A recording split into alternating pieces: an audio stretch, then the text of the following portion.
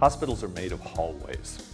Oh yeah, there's a room there and a room there, and there's some doors here that go into something, and there's a whole clutch of cubicles on that direction, and an elevator down the hall. But it's the hallways that make a hospital. Without them, nothing works. Hallways can be incredibly terrifying places. In fact, I've talked to a lot of people who find the hallway in a hospital the scariest place in the whole building.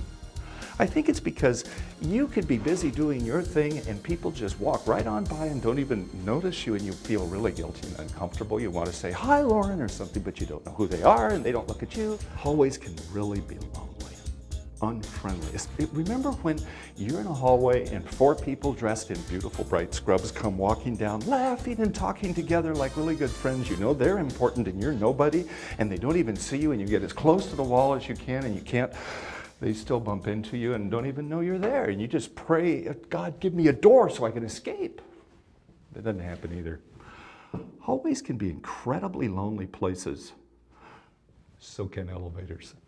Ever been in a lonely elevator? All the people are standing there quiet, staring at the door, as if staring will somehow help you get to the next floor faster. One day I was in an elevator.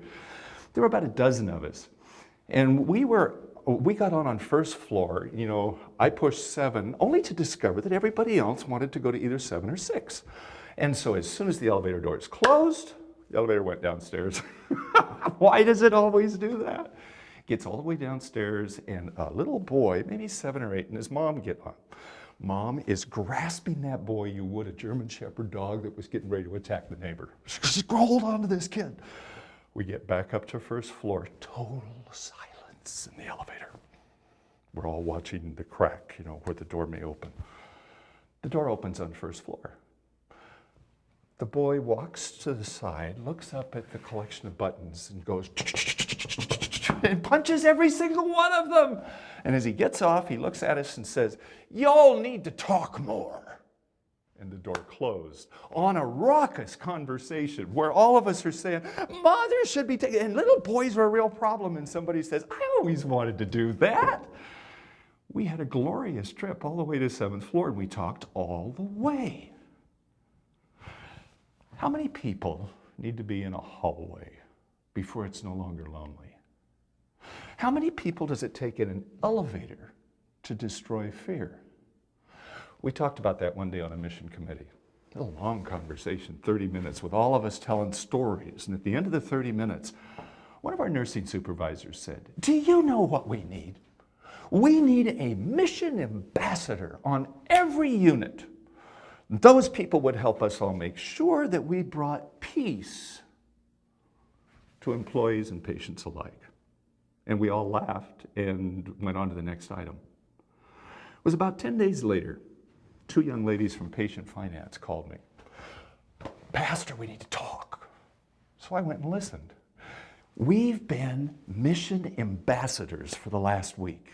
We've been going up and down and working on all kinds of things, especially on hallways and elevators and cubicles. Did you know that cubicles can really be scary too?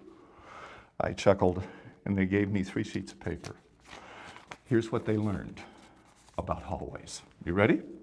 You'll remember these 3 items. Speak in the hallway. That's right. Don't be terrified of what's coming. Just say, "Hello." But do it from 4 or 5 paces away. If you do it when the people are right here, "Hello," you terrify the socks off of them, and it doesn't work very well. So speak. "Hello, good morning," any common greeting. And here's the point they made. Loneliness cannot survive the sound of a happy human voice. I love that. Second thing they learned, smile when you speak. Use your really best smile, the one that says, "I'm so glad I met you today in the hallway. Hello." And when you smile, you'd be surprised how that smile engenders a smile in the other. Third point, you think about this too. You'll be amazed how many of the people you talk to want to stop and talk a little bit because they're lonelier than you are. Elevators. Here's what they learned about elevators. Number 1, make eye contact. When you walk into an elevator, don't just automatically turn around and look at the door. No, make eye contact with the people. And do the guests first, not your fellow employees.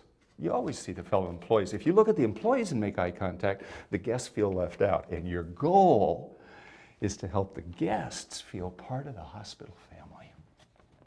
They need to know you care about them. So here's number 2.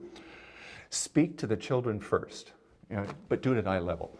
Go down and say, that's the most beautiful teddy bear I've ever seen in my life. And you start a conversation that includes mom and grandma and everybody else in the elevator. And people are laughing with you, even though they came in sad. Don't ever ask anybody why they're here. So why are you here today? Oh, that's a bad question. Instead, just greet them and affirm them. Say something nice about something they are wearing. See, this is exactly the way hallways are. People come and go. It's okay.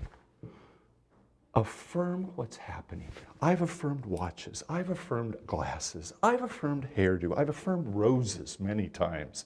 Be careful, you affirm the roses, somebody's going to want to talk to you about the little baby they just had and how excited they are. I want to show you the pictures, and you may take 5 minutes working on that.